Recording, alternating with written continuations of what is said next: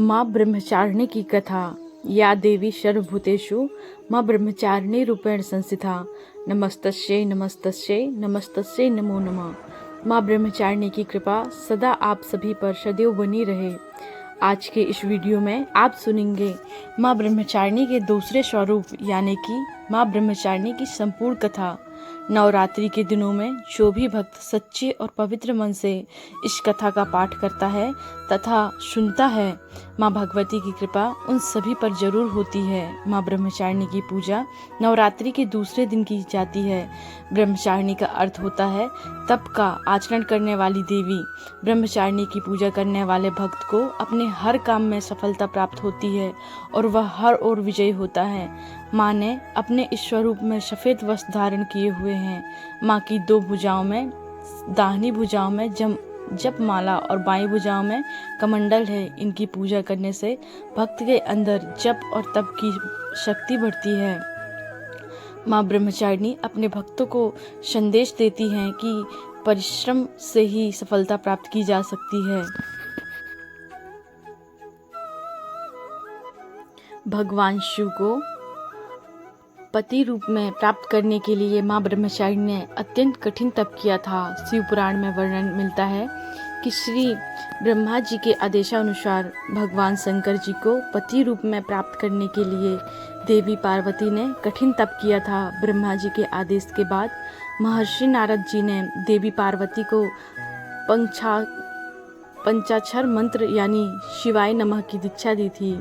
दीक्षा लेकर देवी पार्वती अपनी सखियों के साथ तपोवन में जाकर कठिन तपस्या में लीन रहने लगी। उनकी कठिन तपस्या का वर्णन शिव पुराण में मिलता है। माता पार्वती माता पिता की आज्ञा लेकर देवी पार्वती ने सबसे पहले राजसी वस्त्रों और अलंकारों का त्याग किया था। इनकी जगह पर उन्होंने मूंज की मेखला धारण की थी, वल्कल वस्त्र धारण किए, हार को गले में निकालकर मृग चर्म धारण किया और गंगा वतरण में नामक पावन क्षेत्र में सुंदर वेदी बनकर वे तपस्या में बैठ गईं।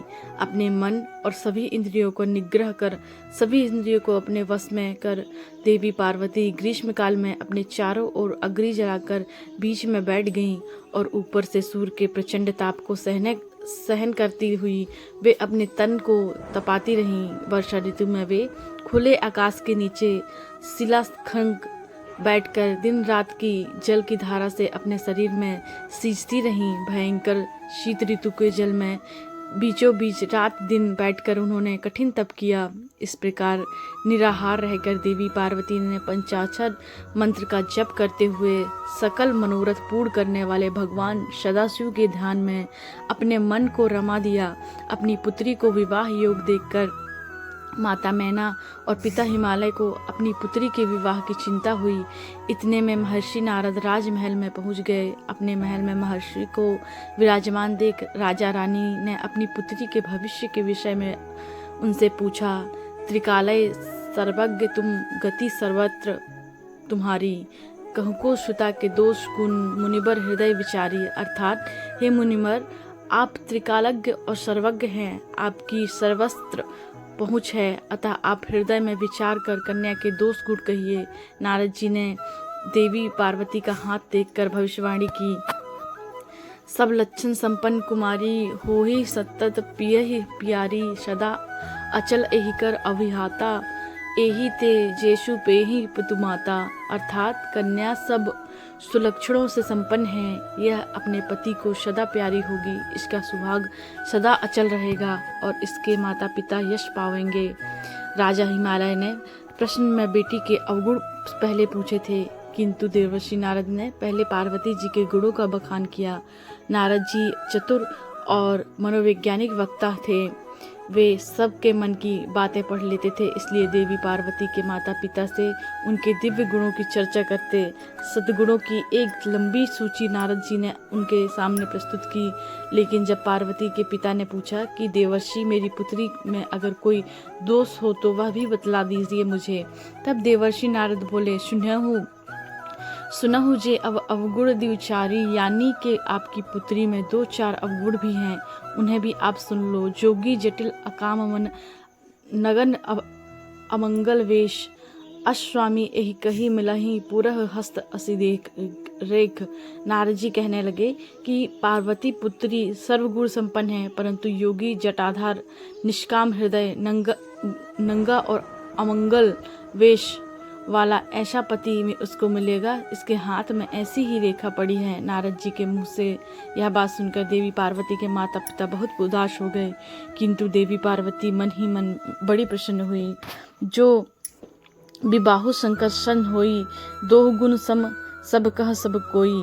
नारद जी ने पार्वती के माता पिता को सब कुछ समझाया कि जिन दोषों का वर्णन मैंने किया वे सभी शंकर जी में हैं, और अगर पार्वती जी का विवाह भगवान शंकर से कर दिया जाए तो यह दोष गुणों में बदल जाएगा। अंत में नारद जी ने माता पिता से यह तक कह दिया कि शिव जी को छोड़कर संसार में आपकी पुत्री के लिए कोई दूसरा वर नहीं है, किंतु आशुतोष होने पर भी शंकर जी दुराध्य हैं, यानी कि शिव जी कठोर उपासना से प्रसन्न होते हैं। उनको प्राप्त करना एक ही उपाय है कि पार्वती जी वन में जाकर कठिन तपस्या में लीन हो जाएं। तब देवर्षि नारद की प्रेरणा से वह अपने माता पिता की आज्ञा लेकर देवी पार्वती हिमालय में गहन वन में तपस्या करने चली गई। तपस्या के तप में हट से अधिक भगवान शिव को प्राप्त करने का अनुराग है, इसलिए शिव जी के चरणों का ध्यान करते हुए उन्होंने सभी प्रकार के सुखों को त्याग कर दिया। भगवान शंकर के चरणों कमल में नित्य नूतन अनुराग होने के कारण अब तो उन्हें अपने शरीर में शुद्धि नहीं रही। उन्होंने तन मन पूरी तरह से अपने आप को तपस्या में लीन कर दिया। 1000 वर्ष तक मूल और फल का, 100 वर्ष तक उन्होंने केवल शाक का आहार किया, कुछ दिन तक उन्होंने केवल पानी हवा का सेवन किया और कुछ दिन के बाद उन्होंने त्याग कर दिया, कठिन उपवास किया। फिर उन्होंने वृक्ष से गिरी हुई बेल की सूखी पत्तियां खाकर 3000 वर्ष बिताए। जब देवी पार्वती ने सूखी पत्तियां भी खाना बंद कर दिया तब उनका नाम पड़ गया अपर्णा। तभी देवी पार्वती की इस कठिन तपस्या को देखकर आकाशवाणी हुई, हे देवी, तुम्हारे मनोरथ पूर्ण हो गए हैं, अब तुम तप छोड़कर अपने घर जाओ, भगवान शंकर तुमसे मिलने जल्दी आएंगे। इसके बाद एक दिन भगवान शिव ने देवी पार्वती की तपस्या से प्रसन्न होकर उन्हें दर्शन दिए और उन्हें अपनी पत्नी के रूप में स्वीकार करने का वचन भी दिया। कठिन तपस्या में लीन होने के कारण और सभी प्रकार के सांसारिक सुख का त्याग करने के कारण माँ के इस रूप की पूजा की जाती है। माँ ब्रह्मचारिणी की पूजा करने से सभी प्रकार के सुख की प्राप्ति होती है, साथ ही सारे मनोरथ पूर्ण हो जाते हैं। प्रेम से बोलिए जय ब्रह्मचारिणी माता। प्रिय श्रोताएं, अब आइए सुनते हैं माता वैष्णो देवी की कथा। हालांकि हंसाली नामक गांव में माँ देवी वैष्णो देवी के परम भक्त श्रीधर रहा करते थे। वह निसंतान होने से दुखी थे। एक दिन उन्होंने नवरात्रि पूजन के लिए कुमारी कन्याओं को बुलाया। माँ वैष्णो कन्या वेश में उन्हीं के बीच आ बैठी। पूजन के बाद सभी कन्याओं तो चली गईं, पर माँ वैष्णो देवी वहीं रहीं। श्रीधर से बोली, सबको आपने घर भंडारे का निमंत्रण दे आए। श्रीधर ने उस दिव्य कन्या की बात मान ली और आसपास के गांव में भंडारे का संदेश पहुंचा दिया। वहां से लौटकर आते समय गुरु गोरखनाथ व उनके शिष्य बाबा भैरवनाथ जी के साथ उसके दूसरे शिष्य की भी भोजन का निमंत्रण दिया। भोजन का निमंत्रण पाकर सभी गांववासी अचंभित थे कि वह कौन सी कन्या है जो इतने सारे लोगों को भोजन करवाना चाहती है। इसके बाद श्रीधर के घर में अनेक गांववासी आकर भोजन के साथ एकत्रित हुए। तब कन्या रूपी माँ वैष्णो देवी ने एक विचित्र पात्र से सभी को भोजन परोसना शुरू किया। भोजन परोसते हुए जब कन्या भैरवनाथ के पास गई तो उन्होंने कहा कि मैं तो खीर पूड़ी की जगह मांस भक्षण और मदिरा पान करूंगा। तब कन्या रूपी माँ ने उसे समझाया कि ब्राह्मण के यहाँ भोजन है, इसमें मांसाहारी नहीं किया जा सकता, किंतु भैरव जानबूझकर अपनी बात पर अड़ा रहा। अब भैरवनाथ ने उस कन्या को पकड़ना चाहा, तब माँ ने उसके कपट को जान लिया। माँ ने वायु रूप में बदलकर त्रिकूट पर्वत की ओर उड़ गई। भैरवनाथ जी उनके पीछे पीछे गए। माना जाता है कि माँ की रक्षा के लिए पवनसुत हनुमान भी थे। मान्यता के अनुसार उस वक्त श्री हनुमान जी माता की रक्षा के लिए उनके साथ ही थे। हनुमान जी को प्यास लगने पर माता ने उनके अनुग्रह पर धनुष से पहाड़ पर बाण चढ़ाकर एक जलधर धारा निकाल दिया था। माता ने उस जल में अपने केश धोए। आज वही पवित्र जलधारा बड़ा गंगा के नाम से जाना जाता है। बाण गंगा के नाम से जाना जाता है, जिसके पवित्र जल का पान करने या स्नान करने से श्रद्धालुओं की सारी थकावट और तकलीफें दूर हो जाती है।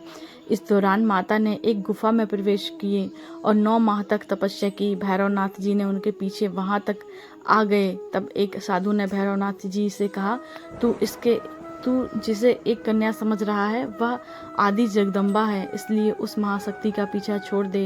भैरवनाथ ने साधु की बात नहीं मानी। तब माता गुफा की दूसरी ओर से मार्ग बनाकर निकल गई। यह गुफा आज भी अर्ध कुमारी या आदि कुमारी या गर्भ भोजन के नाम से प्रसिद्ध है। अर्ध कुमारी के पहले माता पिता के चरण पादुका भी हैं। वह स्थान जहां माता ने भागते भागते मुड़कर भैरवनाथ को देखा। गुफा से बाहर निकलकर कन्या ने देवी का रूप धारण किया था। माता ने भैरवनाथ को समझाया और वापस जाने से कहा, फिर वह नहीं माना। तपस्या से माता गुफा के भीतर चली गईं। जब माता की रक्षा के लिए हनुमान जी ने गुफा के बाहर भैरवनाथ से युद्ध किया, भैरवनाथ ने हार नहीं मानी। जब वीर हनुमान निढाल होने लगे, तब माता वैष्णव ने काली का रूप धारण कर भैरव का संहार किया। भैरवनाथ का सिर कटकर भवन से 8 मील दूर त्रिकुट पर्वत की भैरवी घाटी में गिरा। उस स्थान को भैरवनाथ के मंदिर के नाम से जाना जाता है। जिस स्थान पर माँ वैष्णो देवी ने हठी भैरवनाथ का वध किया, वह स्थान पवित्र गुफा अथवा भवन के नाम से प्रसिद्ध है। इसी स्थान पर माँ काली दाएं, माँ सरस्वती मध्य और माँ लक्ष्मी बाएं और पिंडी के रूप में गुफाओं में विराजमान हैं। इन दोनों के सम्मिलित रूप में को ही माँ वैष्णो देवी का रूप कहा जाता है कि अपने वध के बाद भैरवनाथ को अपनी भूल का पश्चाताप हुआ और उसने माँ से क्षमादान की भीख मांगी।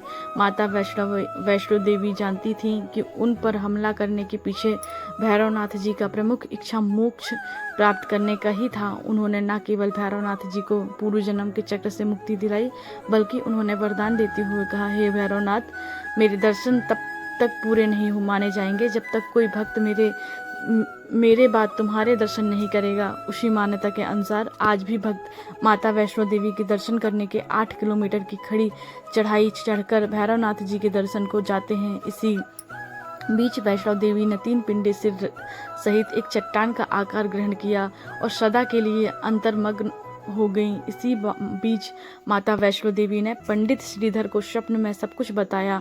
वे त्रिकुटा पर्वत की ओर उसी रास्ते पर आगे बढ़े जो उन्होंने सपनों में देखा था। अंत में वो गुफा के द्वार पर पहुंचे। उन्होंने कई विधियों से पिंडियों की पूजा की और दिनचर्या बना ली। श्रीधर की पूजा से माँ वैष्णो देवी प्रसन्न हुई। वे उनके सामने प्रकट हुई और उन्हें आशीर्वाद दिया। तब श्रीधर और उनके वंश माता वैष्णो देवी की पूजा करते आ रहे थे और माता वैष्णो देवी अपने भक्तों का कल्याण निरंतर करती आ रही थी। हिंदू पौराणिक मान्यता के अनुसार जगत के धर्म की हानि होने और अधर्म की शक्तियों के बढ़ने आदि शक्ति के शतरंज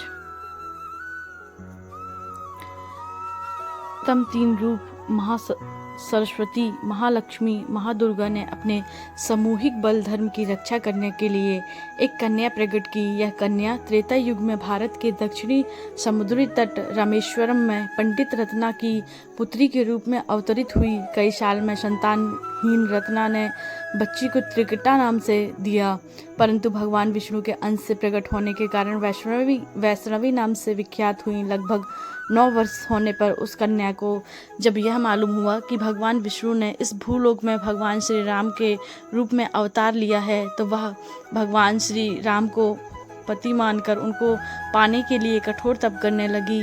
जब भी श्री रामचंद्र जी सीता हरण के बाद सीता जी की खोज करते हुए रामेश्वर पहुँचे, तब उन्होंने समुद्र तट पर ध्यान मृग कन्या को देखा। उस कन्या ने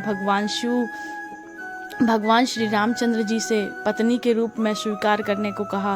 भगवान श्री रामचंद्र जी ने उस कन्या से कहा कि उन्होंने इस जन्म में सीता से विवाह कर एक पत्नी का व्रत प्रण लिया है, किंतु कलयुग में कलिक अवतार लूँगा और तुम्हें अपनी पत्नी के रूप में स्वीकार करूँगा। इस समय तुम हिमालय स्थित त्रिकुट पर्वत की कंदरा में जाकर तप करो और भक्त में कष्ट और दुखों का नाश कर जगत कल्याण करती रहो। जब श्री रामचंद्र जी ने रावण के विरुद्ध विजय प्राप्त किया, तब माँ ने नवरात्र मनाने का निर्णय लिया। इसलिए उक्त संदर्भ में लोग नवरात्रि के 9 दिन की अवधि में रामायण का पाठ करते हैं।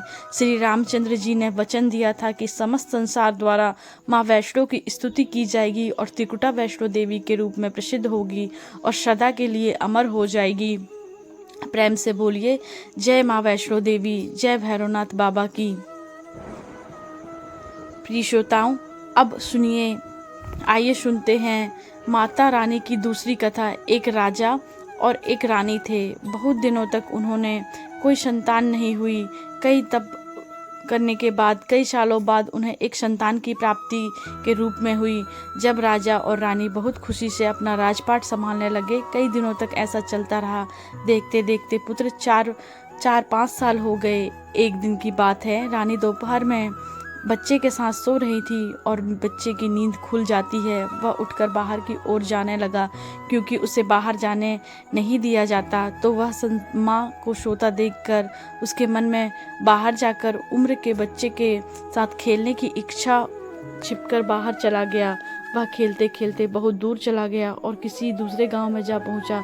इधर जब रानी की नींद खुली तो वह बच्चे को अपने पास ना देखकर बहुत हैरान हुई। फिर बच्चे की खोज की शुरू की गई। बहुत प्रयास करने के बाद भी सफलता हासिल नहीं हुई, अर्थात बच्चा नहीं मिला। तब राजा रानी फिर से दुखी हो गए। अब वह बच्चा उस गांव में एक ग्वाले के घर पहुंचा। जो ग्वाले ने उसे पूछा कि हे पुत्र, तुम कहाँ से आए हो? तो वह बच्चा अपने बारे में कुछ बता नहीं सकता, क्योंकि वह बहुत छोटा था, उसे कुछ पता नहीं था। वह केवल बच्चों के साथ खेलते खेलते दूर चला गया था। ग्वाले ने यह बच्चा अपना नाम नहीं बता पा रहा था, तो इसे अपने पास रख लिया। जैसे जैसे तुम्हारे 2 बच्चे हैं, वैसे ही यह तीसरा रहेगा। अब इधर वह बालक ग्वाले के बच्चे के साथ घुल मिलकर खेलने लगा और कुछ दिन बीत गए। एक दिन ग्वाले की नज़र उस बच्चे के हाथ पर पड़ी। उसने देखा कि उसके हाथ में किसी का नाम लिखा हुआ है। तो वह बच्चे से पूछा, पुत्र, यह किसका नाम लिखा है? तो उस बच्चे ने कहा, यह हमारे माता पिता का नाम लिखा है। तो ग्वाले ने कहा, आपके पिता का नाम ढूंढते हुए घर चलेंगे। अब देखिए, इधर जब राजा शिकार पर निकल जाते हैं तो रानी रोज अपने बच्चों को इधर उधर ढूंढती है। क्योंकि माँ का हृदय था, वह दिन भर तड़पती अपने बच्चों की याद में इधर उधर बाग बगीचे में देखती कि कहीं मेरे बच्चे का कोई संदेश आ जाए। रानी यह सोचती कि इतने दिन बाद एक संतान हुई थी, तो मैंने लापरवाही में वह भी अपने हाथ से गंवा दिया। अब रानी एकदम निराश होकर एक गांव में पहुंची। वहां उसने देखा कि कुछ औरतें मिलकर देवी माता की पूजा कर रही हैं। तो रानी भी वहां जाकर बैठ गई और पूजा देखती रही। पूजा के दौरान माता रानी की कथा को बहुत मन लगाकर सुनती है। पूजा खत्म होने के बाद सारी सुहागिनें रानियां को प्रसाद देती हैं। तब रानी ने पूछा, बहन, आप किसकी पूजा कर रही हैं? हमको भी बताइए। तब सभी सुहागिनों ने कहा, हम माँ भवानी, माँ दुर्गा की पूजा कर रहे हैं। माता ही दयालु हैं, अपने भक्तों में संकट के क्षण मात्र में दूर कर देती हैं। बस ध्यान करने वाली बात है कि तब तक आपकी मनोकामना तुरंत पूरी हो जाती है।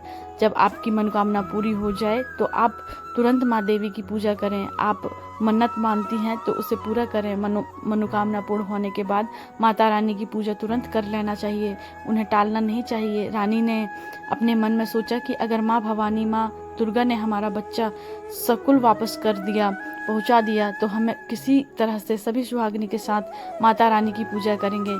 उधर रानी का यह मन्नत मान लिया। इधर ग्वाला बच्चे को लेकर पिता के पास की तलाश में निकल पड़ा। वह कई जगह ढूंढते ढूंढते काफ़ी देर बाद गांव के किनारे पहुंचा। तो एक व्यक्ति ने पूछा कि भैया, इस नाम के व्यक्ति को क्या आप जानते हो? तो उस आदमी ने कहा, हाँ भैया, यह हमारे राजा का नाम है।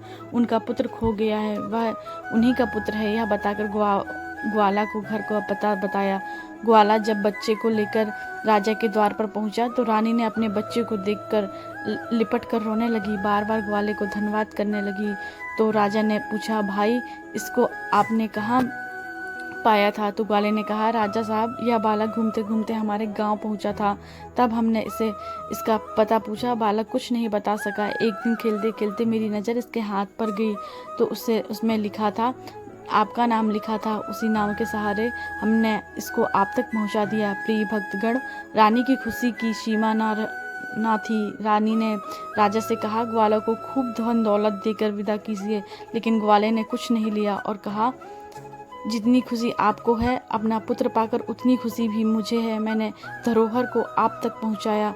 अंत में राजा के ग्वाले को धन देकर विदा किया। अब रानी को तुरंत याद आया कि उन्होंने माता रानी की मन्नत मानी थी उनकी पूजा करने को और नवरात्रि का व्रत करने का रानी ने राजा से कहा, हमने माँ दुर्गा का मन्नत माना था, हमें नवरात्रि का व्रत करना है, हम नवरात्रि का व्रत करेंगे। नगर में कुछ स्त्रियों को निमंत्रण दीजिए और तुरंत माँ भवानी की पूजा कीजिए। रानी ने तुरंत माता की पूजा कराने वाली सारी सामग्री इकट्ठा करवा ली। माता रानी की पूजा विधि की गई। सभी सुहागिनी ने मिलकर माता रानी की विविध पूजा की और माँ भवानी का माता का गीत गाया। जिन सुहागिनी को माता रानी का कथा आ रही थी उन्होंने माता रानी की कथा सुनाई और फिर अंत में सभी सुहागिनी ने मिलकर माता रानी की आरती उन्हें प्रार्थना की, हे माँ, जिस तरह आपने संकट में को दूर किया ऐसे ही जो आपको याद करे आप उनके सभी संकट को दूर करना।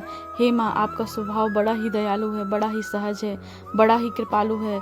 जय माता रानी, जय माँ भवानी। जिस प्रकार आपने रानी के बच्चे को वापस किया उसी प्रकार उसकी गोद भरी, उसके बाद जीवन में खुशियाँ लौटाई। इसी प्रकार सभी माताओं की गोद की हरी भरी रखना, सभी के सुख संपत्ति समृद्धि लाना। जय माँ दुर्गा। ओम नमः शिवाय।